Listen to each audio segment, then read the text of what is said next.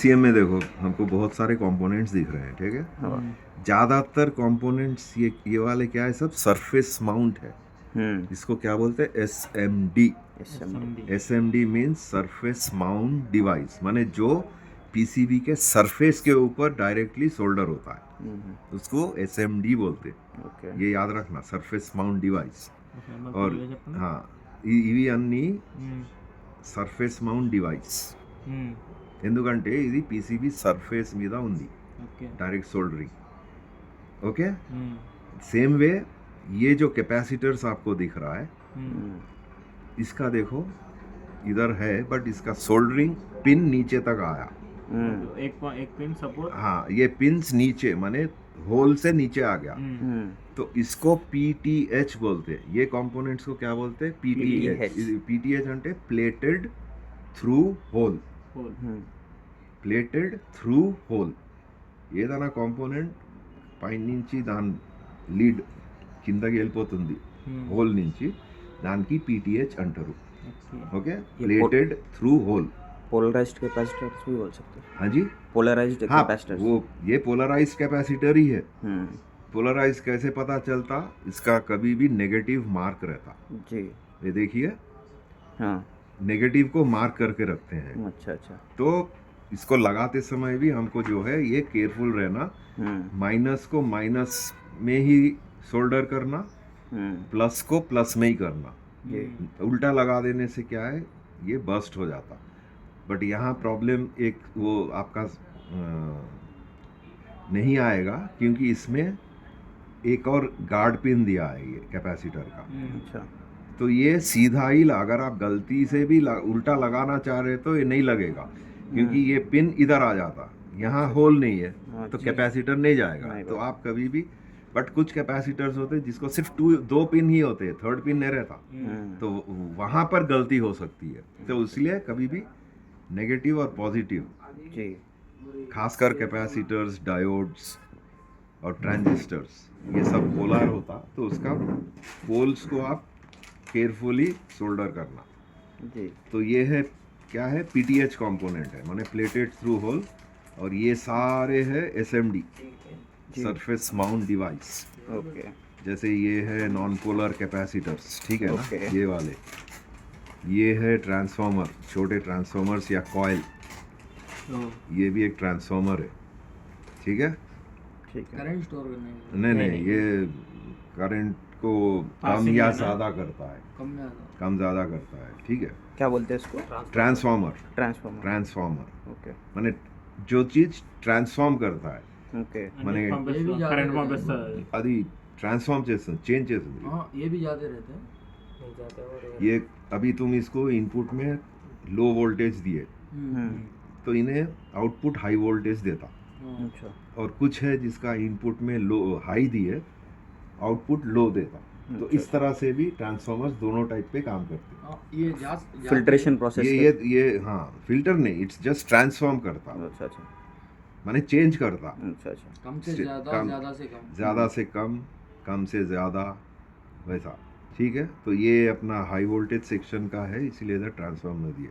Generally injector हाँ, section मैं उधर बोला रहता। क्या है, तो ये खराब हो सकता है। हाँ, हो सकता, क्योंकि इसके अंदर कॉयल होता है ना। उसको कैसे चेक कर सकते तो हैं? कंटिन्यूटी, इसका डायग्राम निकाल के मल्टीमीटर में कंटिन्यूटी चेक करना, तो आपको पता चल जाता, ठीक है ना। ये देखो इधर पिंस है, ये 1 2 3 ऐसे दोनों साइड है।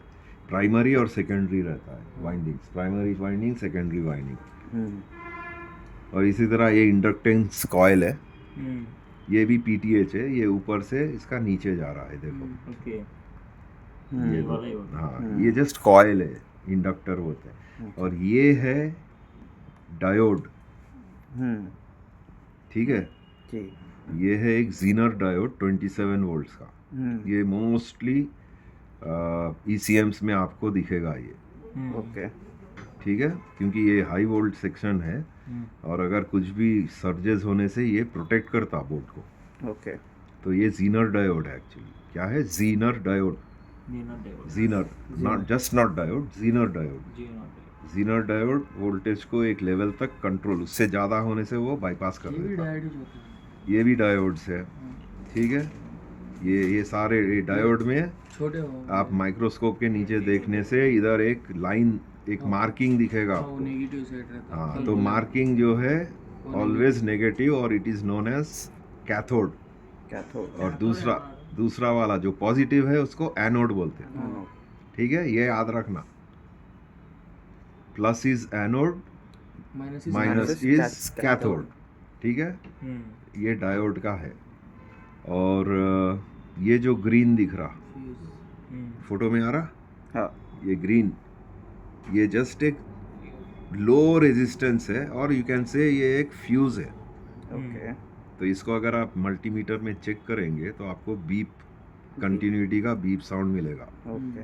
तो ये जस्ट एक फ्यूज के जैसा। बड़े भी आते होंगे बड़े छोटे बहुत आते हैं। ये देखो इधर एक है, हाँ, ये उसी तरह हो जाएगा नहीं, अगर मान लो ये प्रोटेक्शन के लिए है, सपोज एकदम हाई वोल्टेज कुछ आया तो ये उड़ जाता, ये ब्लो हो जाता ताकि आपका दूसरा कंपोनेंट सेफ रहे।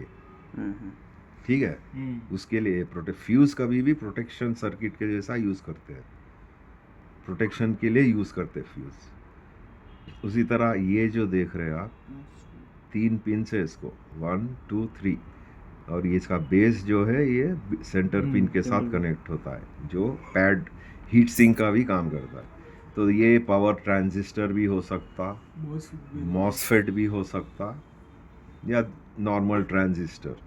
तो ये नंबर से हम इसका डेटा शीट से फाइंड कर सकते हैं।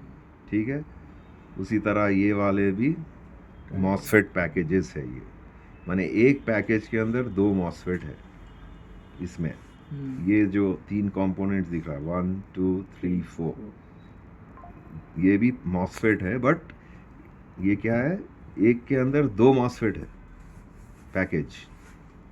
तो ऐसे भी कंपोनेंट्स रहते हैं। हाँ, ये चारों मॉसफेट्स है, बट ये मॉसफेट और ये मॉसफेट डिफरेंस क्या है, ये सिंगल एक मॉसफेट है और ये पैकेज के अंदर 2 मॉसफेट का पैकेज है ये। वो शीट आ जाता है। हाँ, इसका नंबर आप सर्च करने से उसका डेटा शीट में उसका पूरा डिस्क्रिप्शन, क्या फंक्शन, उसका इलेक्ट्रिकल कैरेक्टरिस्टिक्स, इसका मैक्सिमम वोल्टेज, मिनिमम वोल्टेज, सब कुछ उसमें डिटेल्स मिलेगा आपको। समझे ना? उसी तरह जो है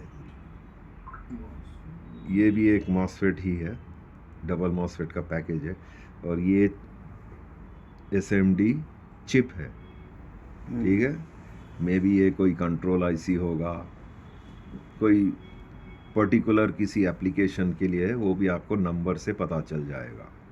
ठीक है, ठीक। ये सब सरफेस माउंट डिवाइसेस है। ये छोटे देख रहे हैं, ये कैपेसिटर्स है।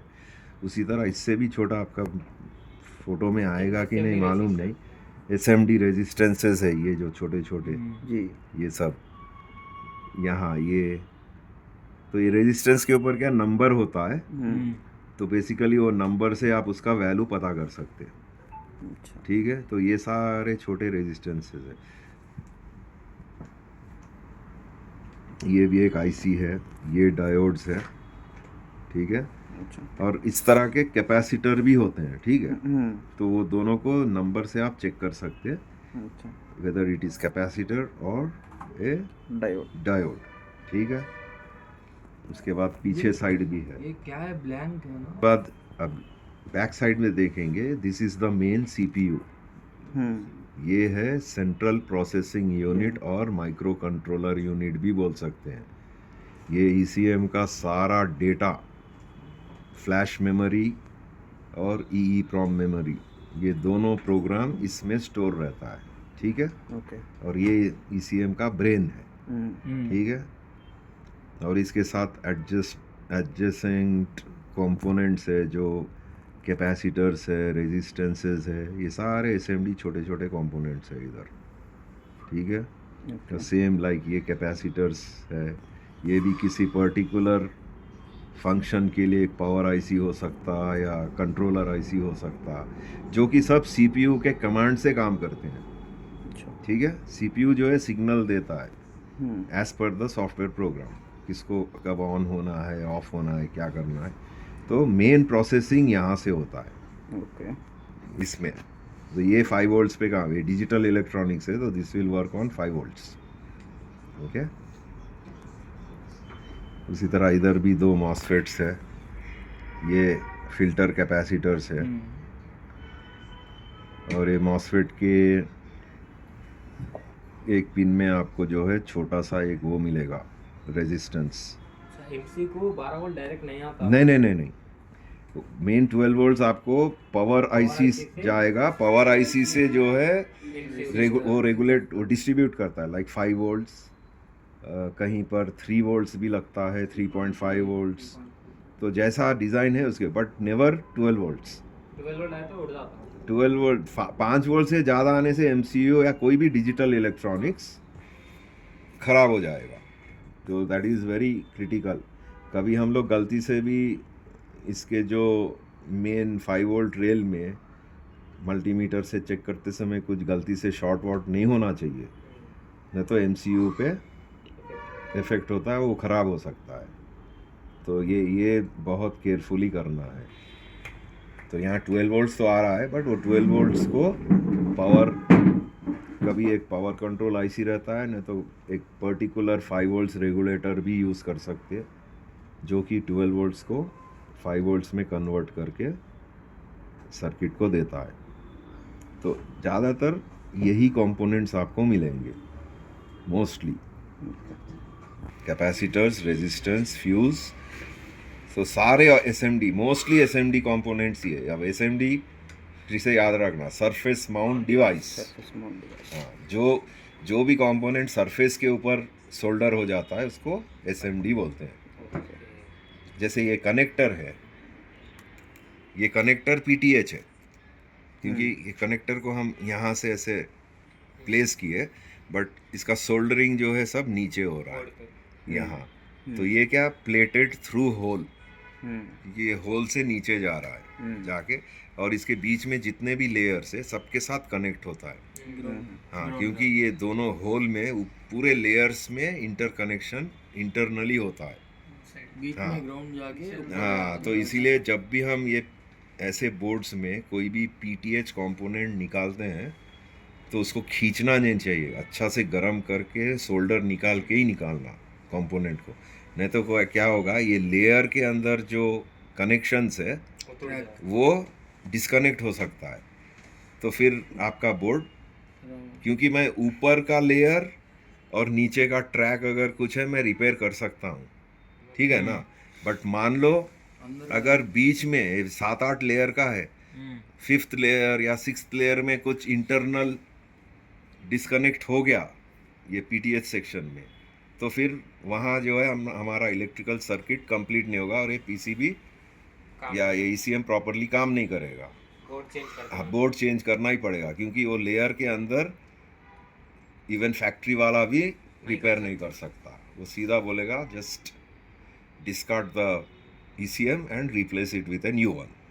तो ये है, तो इसलिए केयरफुल रहना जब भी हम मल्टी लेयर पीसीबीज पे काम करते हैं, और ख़ासकर ये पीटीएच कंपोनेंट्स को सोल्डर या डिसोल्डर करते हैं, निकालते समय ज़्यादा प्रेशर एक्सर्ट नहीं करना, इसको आराम से हीट करके फिर निकालना चाहिए।